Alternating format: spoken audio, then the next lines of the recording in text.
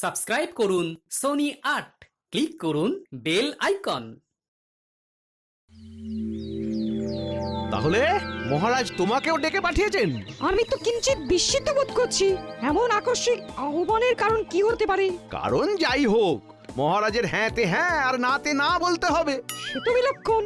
মহারাজকে খুশি করতে পারলেই আমরা সুখী হব। ব্যাস ব্যাস ব্যাস, এই তো সার কথা বুঝে গেছো। চলো পণ্ডিত, তাড়াতাড়ি পা চালাও দেখি।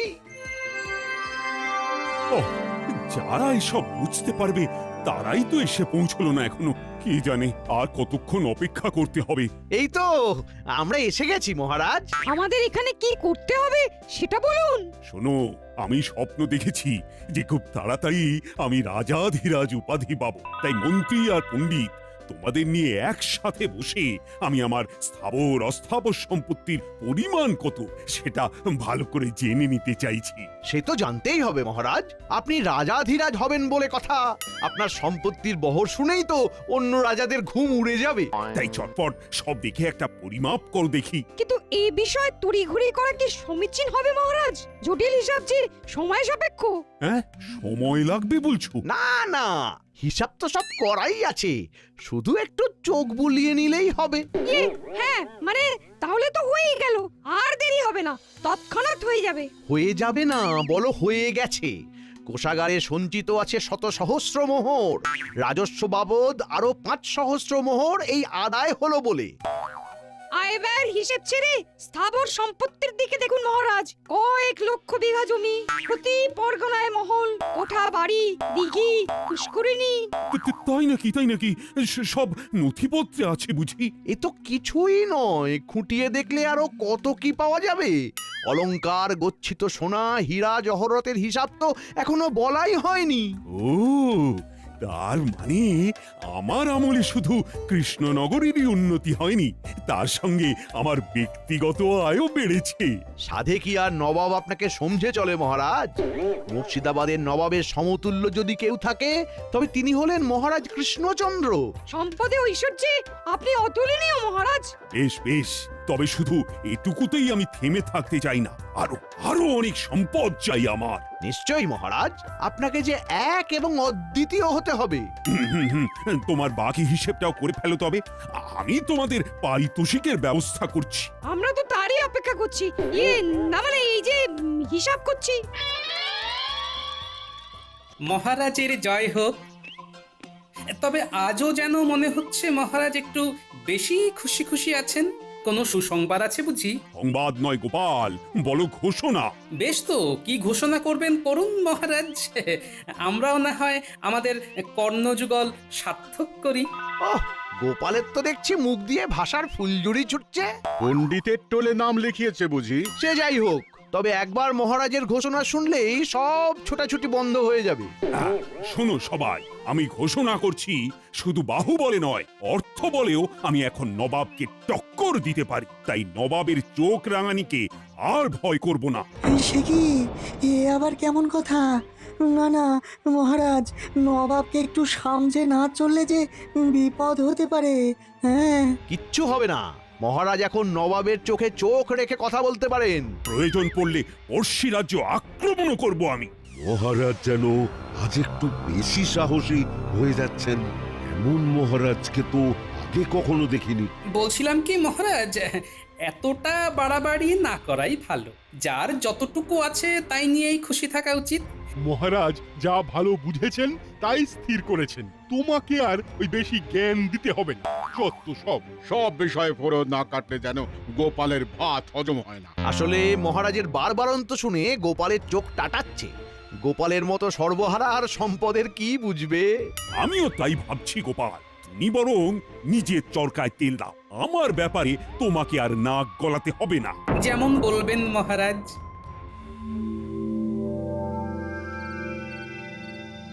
ঠিক হচ্ছে না গিন্নি, ঠিক হচ্ছে না। কি সে ঠিক হচ্ছে না? না না না না না, আমি তো মাথা মুন্ডু কিছুই বুঝতে পারছি না।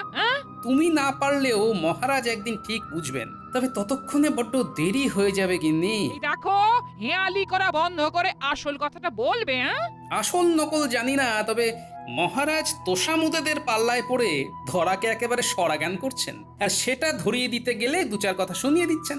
বুঝেছি। তার মানে মহারাজের কাছে তোমার মুখ পুড়েছে। হ্যাঁ, না না, তুমিও তো আমাকে সময় অসময়ে কম অপমান করো না গিন্নি, তাই এসব গা সওয়া হয়ে গেছে। ও, সুযোগ বুঝে ঠিক চিমটিটা কেটে দিলে। তবে সময় বুঝে আমি কিন্তু সুদে আসলে ফেরত দেব, তখন টেটটি পাবে। আমি তো ভাবছি মহারাজের কথা, কবে যে মহারাজ নিজের ভুল বুঝতে পারবেন। ব্যাপার কি মন্ত্রী, মনে হচ্ছে তুমি কিছু বলবে বলবে করছো, কিন্তু বলতে পারছো না। হ্যাঁ মানে মানে মহারাজ, বলছিলাম কি যে নবাবকেও ছাড়িয়ে যেতে গেলে আপনার জীবনযাত্রার মান আরো উন্নত করলে ভালো হয়। তবে কি মহারাজ নিতান্তই ওই সাদা মাটা জীবনযাপন করেন? মহারাজ যেমন আছেন তেমনই তো ভালো আছেন, অযথা অন্যরকম কিছু করার কি প্রয়োজন? প্রয়োজন আছে বই কি, নবাবকে দেখিয়ে দিতে হবে যে মহারাজও কিছু কম যান না, তাই দামি আতর, সুগন্ধি, অলংকার সব লাগবে, আর সেখান থেকেই আমাকে সুবিধা মতো সরাতে হবে। না না না, এটা তুমি মন্দ বলনি মন্ত্রী। হ্যাঁ, যেমন যা ব্যবস্থা করার করো তাহলে। ভেতরে ভেতরে সে কি আর করতে বাকি রেখেছি মহারাজ? কই কে আছো, নিয়ে এসো দেখি। উমা, মহারাজের জন্য কত কি, এইসব না হলেই বা ক্ষতি কি? তুমি থামো সভাকবি, শুধু এখানেই শেষ নয় মহারাজ, আরো আছে। আরো বলো কি? কই কই কই, দেখি দেখি দেখি।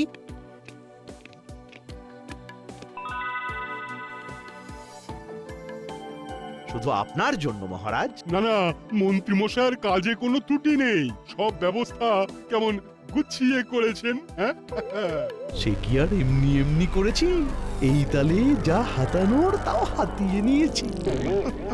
না, এবার যেন ভেতরে ভেতরে বেশ একটা উত্তেজনা বোধ করছি। মনটা একেবারে চনমন চনমন করছে। তোমরা কি দেখছো মহারাজ দিনকে দিন কেমন যেন পাল্টে যাচ্ছেন, কেমন যেন অন্যরকম। এই মহারাজ আমাদের অচেনা।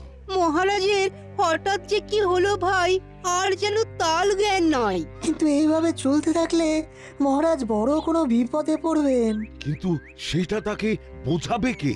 বোঝাতে যদি কেউ পারতো তবে সে একমাত্র গোপাল, কিন্তু সেও তো এখন এইসব থেকে দূরে, ঘরে একা একা বসে। হ্যাঁ, যতই সে থাক দূরে, মহারাজের কথা ভেবে চলো না গিয়ে দেখি কি করে।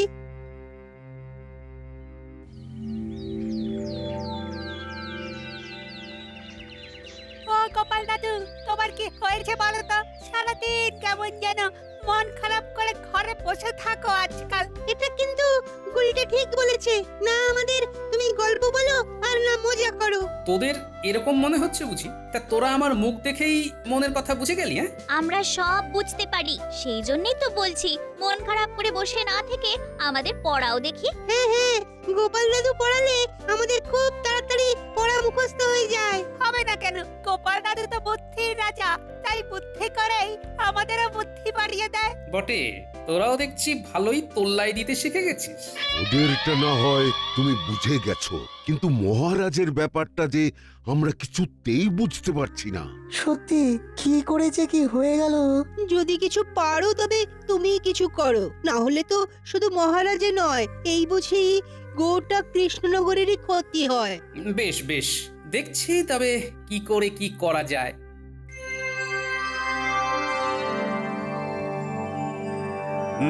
তারপর মন্ত্রী রাজস্ব আদায়ের কাজে হাত দিলে নাকি? না মহারাজ, এই তো দেব দেব করছি। দেব দেব না করে দিয়ে ফেলো, আর ফেলে রেখো না। ঠিকই তো মহারাজ, কাজ ফেলে রাখলে পরে যে মাথায় বাজ পড়বে। ব্যাস, কথা নেই বার্তা নেই, আবার চলে এলো ফোড়ন কাটতে।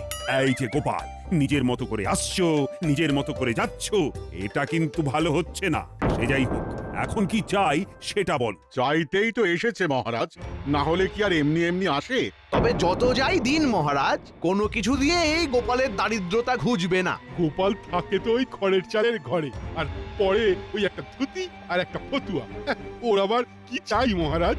বিলক্ষণ, এর থেকে বেশি দিলে ওর সহ্য হবে না। তবে মহারাজ, আপনি যে এখন দিন দরিদ্রের দান ধ্যান করা বন্ধ করে দিয়েছেন, সে কথা কি গোপালের কানে গেছে? শোনো গোপাল, এই খাম্বাজ রাজা, বর্ধমানের রাজা, উৎকলের রাজারা বিভিন্ন সাহায্য চাইছে। আমি কিন্তু তাতে কর্ণপাত করছি না।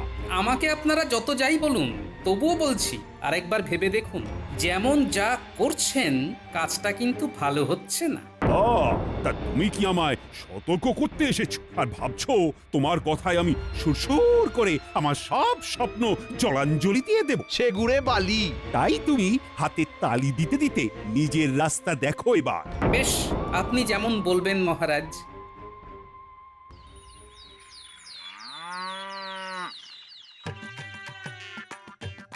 এখানেই তো রেখেছিলাম, কোথায় যে গেল, কোথায় গেল?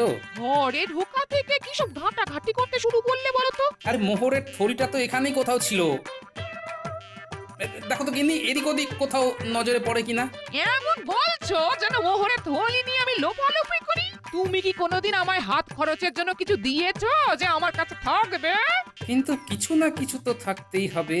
তবে যেটুকু যা আছে তাই দিয়েই কাজ হবে। আরো মোহর লাগবে, আরো আরো আরো। নির্ঘাত তোমার মাথার গন্ডগোল হচ্ছে।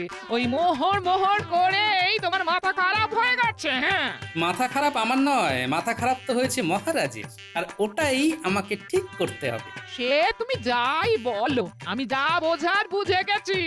গন্ডগোল তো হয়েছে, না হলে তোমার মতো লোক মোহরের জন্য এরকম খোঁজাখুঁজি শুরু করে? হ্যাঁ, না না না না, আমি আর ভাবতে পারছি না। তোমাকে আর ভাবতেও হবে না গিন্নি, ভাবাভাবির ব্যাপারটা এবার আমার উপর ছেড়ে দাও। প্রণাম মহারাজ। আবার আবার এসেছো গোপাল? কেন মহারাজ, আমাকে কি আসতে নেই নাকি আপনাকে আমার মুখ দেখতে নেই? এই মরেছে, এবার কি বলি আমি? আমি শুধু ভাবছি, বারবার তাড়িয়ে দেওয়া সত্ত্বেও গোপাল কেন আবার ফিরে ফিরে আসছে। আমার তো মনে হয় বারবার অপমানিত হতে। ঠিক ঠিক, ন্যাড়া 3বার বেলতলায় যায় আর গোপাল 3বার অপমানিত হয়। এবার কিন্তু বড্ড বাড়াবাড়ি হচ্ছে। গোপালকে চুপচাপ থাকতে দেখে যেমন খুশি অপমান করছে ওকে। গোপালের কিন্তু এবার কিছু বলা দরকার। বলছিলাম কি মহারাজ, আমি কিন্তু আপনার কাছে কোনো দান চাইতে আসিনি। সময়ে অসময়ে আপনি আমাকে পুরস্কার স্বরূপ বহু মোহর অলংকার দেবেন বলে প্রতিশ্রুতি দিয়েছিলেন, কিন্তু তারপরে আর দেননি। এখন সেই সব পুরস্কার আমার চাই। সব এখনই চাই? না মানে ধীরে সুস্থে পরে পরে দিলে চলবে না? চলবে না কেন? খুব চলবে, খুব চালালেই চলবে। না, চলবে না। দিলে ভালো, না দিলে সেই কথাও রাষ্ট্র করে বেড়াবো। এবার দেখুন কি করবেন মহারাজ। ছি ছি গোপাল, সামান্য কটা মোহরের জন্য তুমি এমন দরদস্তুর করতে পারো? যাও যাও যাও, এক্ষুনি গিয়ে কোষাগার থেকে সব সংগ্রহ করে নাও। আর শোনো, তোমার এই মুখ যেন আমাকে আর কখনো দেখতে না হয়। আপনিও ভেবে দেখুন মহারাজ, এই অপমান কি আর সহ্য করা যায়? বেশ, আসি তাহলে। কিন্তু গোপাল এটা কি বলে গেল? সে যা বলে বলুক মহারাজ, আসল কথা হলো দুষ্টু গরুর থেকে শূন্য গোয়াল অনেক ভালো। ওই তো গোপাল দাদু চলে এসেছে। আমরা তো তোমার জন্যই অপেক্ষা করছিলাম। তুমি বললে যে আমাদের পড়াবে। এই দেখো, আমরা বই খাতা কলম নিয়ে বসে আছি সেই কখন থেকে। ভালোই হয়েছে, এবার তো বাকি কাজটা তোদের দিয়েই করতে হবে। কি সব কাজের কথা বলছো বলো তো? তার মানে পড়ালেখা হবে না? হবে তো, তবে এবার লেখা পড়া হবে। লিখবো আমি আর পড়বে অন্য কেউ। দে দে কাগজ কলমখানা দে দেখি, চটপট লিখে ফেলি।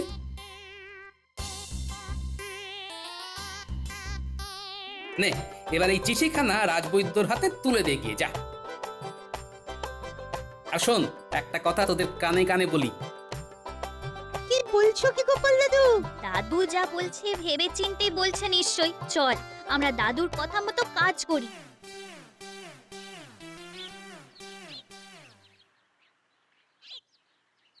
বলি বুড়ো বয়সে কি আবার লেখাপড়া করার স্বাদ জাগলো নাকি? স্বাদ তো জাগে, কিন্তু সাধ্যে কুলোয় না গিন্নি। সে কি আর আমি জানি না। তবে ওদিকে কি খবর? মহারাজ কি নিজের ভুল বুঝতে পেরেছেন নাকি এখনো অন্য ঘরে রয়েছে? না এখনো পারেননি, তবে আজ যে অপমান করেছেন তিনি আমায়, এরপরে বেঁচে থাকাই মুশকিল। কি আবোল তাবোল বলছো বলো তো তুমি? একটু জল খাবো, জল দাও না গিন্নি। সেটা ভালো করে বললেই হয়। দাঁড়াও দিচ্ছি।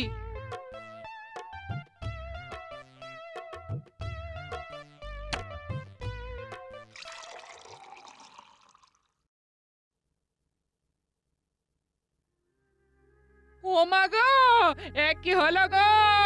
ও গো, কে কোথায় আছো গো? মানুষটা তো এক্ষুনি বসেছিল, তারপরে না না না, আমি বরং বৈদ্যকে ডেকে আনি গিয়ে।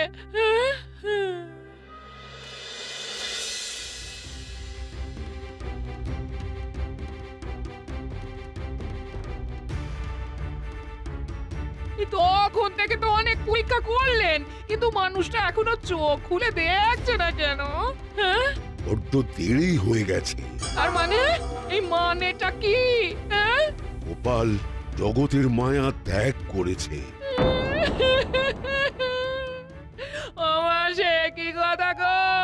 ও গো, আমার কি হবে? ও দাদু, দাদু, আমাকে ওঠো না গো।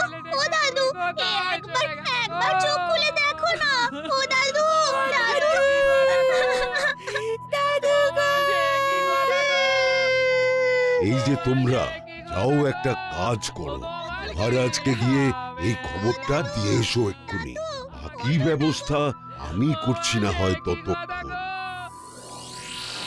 আজ সকাল থেকে মনটা যেন কেমন আনচান আনচান করছে। কেন মহারাজ, আপনি কি কোনো ব্যাপারে চিন্তিত? চিন্তা না, মানে হ্যাঁ হ্যাঁ, মানে চিন্তা তো একটা। আর চিন্তা করে কি হবে মহারাজ? যা হওয়ার তা তো হয়ে গেছে। গোপাল দাদু আর নেই মহারাজ। দাদু আমাদের ছেড়ে চলে গেছে। একবার শেষ দেখা দেখে আসবেন। হ্যাঁ, কি শুনলাম আমি? গোপাল আর নেই। এমনটা তো একটুও ভাবতে পারিনি। আজ এ কি দুর্যোগ নেমে এলো এখানে? গোপাল আর নেই, এমনও শুনতে হবে। আমার তো মনে হচ্ছে মহারাজের কাছে অপমানের জ্বালা সহ্য করতে না পেরেই গোপাল হৃদরোগে আক্রান্ত হয়েছে। না না না, ব্যাপারটা ভালো হলো না। চলো চলো, সবাই মিলে গোপালের বাড়ি যাই। হ্যাঁ হ্যাঁ হ্যাঁ, তাই চলুন মহারাজ। গোপাল আমাদের এতদিনের সাথী, গোপালের শেষ যাত্রায় আমরাই কাঁধ দেব না হয়।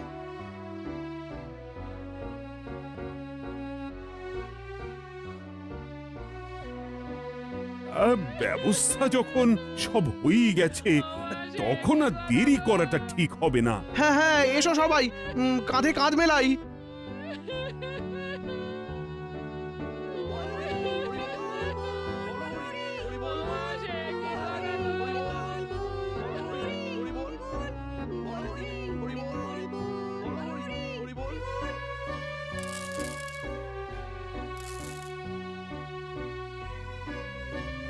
ও, এই দৃশ্য কিনা শেষে আমাকে দেখতে হলো, কিন্তু তবু আমার খুব জানতে ইচ্ছে করছে, বাচ্চারা থলি ভর্তি মোহর অলংকার সব ছড়াতে ছড়াতে যাচ্ছে কেন? আর গোপালের হাত দুটোই বা খাট থেকে বেরিয়ে দুদিকে ঝুলছে কেন? মহারাজ, আর একটা ব্যাপার কি আপনি লক্ষ্য করেছেন? কি বলতো? গোপালের দেহ কারা কাঁধে করে নিয়ে যাচ্ছে? হ্যাঁ হ্যাঁ, হয়তো মন্ত্রী, সেনাপতি, জ্যোতিষী আর পণ্ডিত। আসলে গোপালের এই শেষ যাত্রা আমাদের কিছু শিক্ষা দিয়ে যাচ্ছে মহারাজ। এই যে দেখুন, যারা গোপালকে সহ্য করতে পারত না, এখন তাদেরই কাঁধে গোপাল যাচ্ছে। তার মানে শেষ পর্যন্ত কেউই কারোর শত্রু থাকে না, সবাই মান অভিমান ভুলে কাঁধে কাঁধ মিলিয়ে পার করে দেয়। তাই তো, এই দৃশ্য তো সেই কথাই বলছে। আর ওই যে মোহর আর অলংকার ছড়িয়ে যাচ্ছে, সেটাও বুঝিয়ে দেয় যে এই অর্থ সমৃদ্ধি সবই ফেলে একসময় চলে যেতে হবে। কি ভীষণ সত্যি। দুটো খালি হাতও বুঝিয়ে দিচ্ছে খালি হাতেই আমরা সংসারে এসেছিলাম আর খালি হাতেই আমাদের যেতে হবে। এই চরম সত্যিটা আমি আগে বুঝিনি। গোপাল, গোপাল, তুমি মরে গিয়ে আমাকে চরম শিক্ষা দিয়ে গেলে। ভগবান, কিন্তু এখন শিক্ষা পেলেও গোপাল তো আর ফিরবে না। কে বলেছে গোপাল ফিরবে না? মহারাজ চাইলে গোপাল ফিরেও আসতে পারে আর রাজসভাতেও যেতে পারে। তার মানে গোপাল, তুমি মারা যাওনি? দেখো দেখো, গোপাল মরেনি। তবে সবটাই যে গোপাল ওই চিঠি লিখে আমাকে আগেই জানিয়ে গেছিল সেটা তো আর মহারাজকে বলিনি।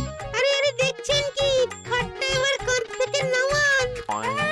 আমাদের দাদু আমাদের ছেড়ে চলে যাবে, তাই সাহস নাকি? আমরা যেতে দেব নাকি? এক্ষুনি খাট নামান, না হলে গোপাল দাদুকে খাটে চাপিয়ে কাঁধে করে সারা কৃষ্ণনগর ঘোরাতে হবে।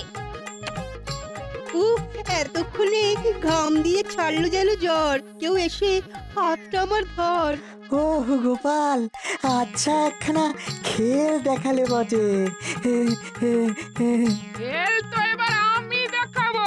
হ্যাঁ, এই বুড়ো বয়সে তোমার হিম্মতি আমি বের করছি।